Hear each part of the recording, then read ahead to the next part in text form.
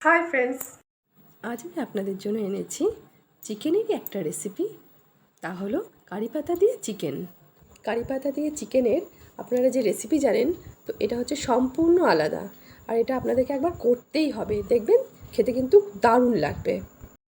এখানে চিকেন নিয়ে নিয়েছি 750 গ্রাম, ভালো মতো ধুয়ে পরিষ্কার করে নিয়েছি। এবারে নুন, হলুদ আর লঙ্কা গুঁড়ি মিশিয়ে 30 মিনিট ঢাকা দিয়ে রাখবো।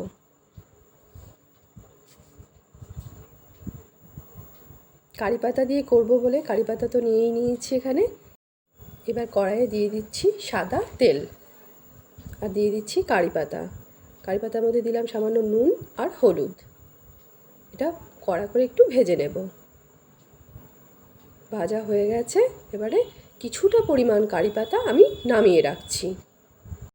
এবার কড়াইয়ে যা কারি পাতা আর তেল আছে তার মধ্যেই পুরো চিকেনটা ভেজে নেব।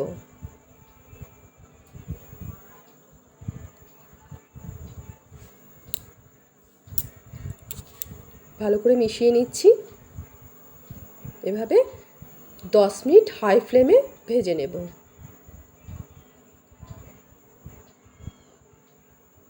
10 মিনিট হয়ে গেছে। এবার 2 মিনিটের জন্য আবার ঢাকা দিয়ে দিচ্ছি।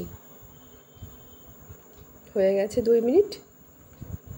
এবারে পুরো চিকেনটা নামিয়ে নেব, যা তেল আছে সেই সমেতই নামিয়ে নেব।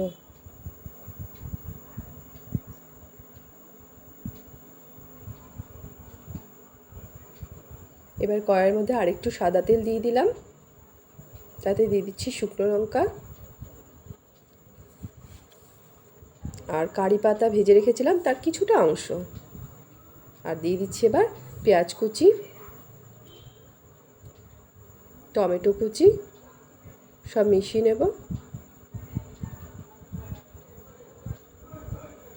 এবার দিয়ে দিচ্ছি লঙ্কা কুচি,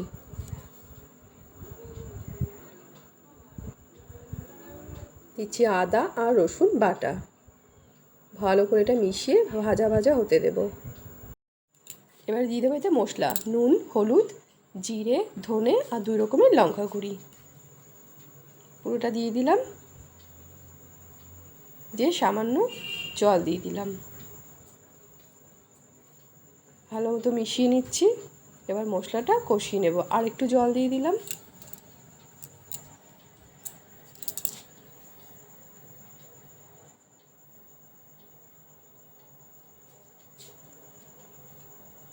দিয়ে দিচ্ছি সামান্য চিনি।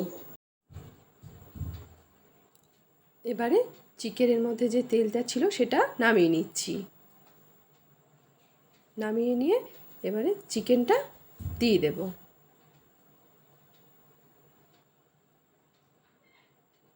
ভালো মতো মিশিয়ে নেব। এটা এবার 15 মিনিট কষাবো হাই ফ্লেমে। আর মাঝে মধ্যে ওই যেটা নামিয়ে রাখলাম তেলটা সেটা দেব।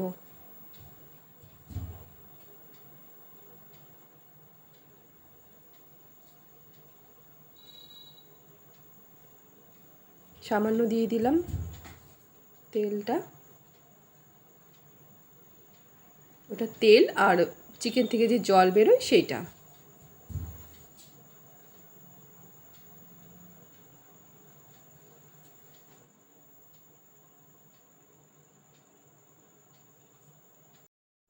এটা 15 মিনিট কষানো হয়ে গেছে। আরও একটু ওই জলটা দিয়ে দিলাম। এবার দিয়ে 2 মিনিটের জন্য ঢাকা দিয়ে দেব। ঢাকাটা খুললাম, আবার একটু ভালো করে নাড়া দিয়ে নিলাম। এবার ওই জলটা পুরোটা দিয়ে দিলাম।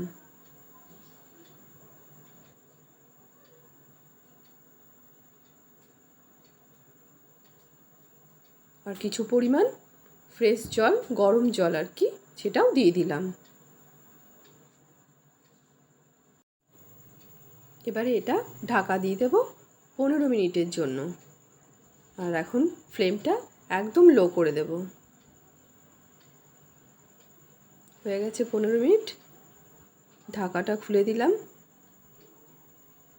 আপনারা যদি চান এটা পুরো মাখা মাখাও করতে পারেন, আবার ঝোলও রাখতে পারেন।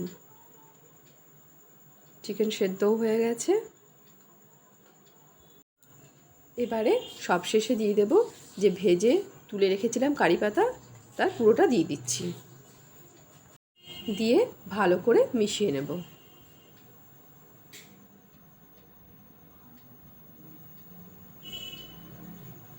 এবার এটা হয়ে গেছে, গ্যাসটা অফ করে দেব। তো আমার এই রেসিপিটা দেখে আপনাদের কেমন লাগলো কমেন্টে কিন্তু অবশ্যই জানাবেন। ভালো লাগলে লাইক করবেন আর শেয়ার করে দেবেন। আর আমার রেসিপিগুলো যদি আপনাদের ভালো লেগে থাকে তাহলে আমার YouTube channel JoJo please subscribe করে দেবেন। তাহলে আজকের মতো বাই।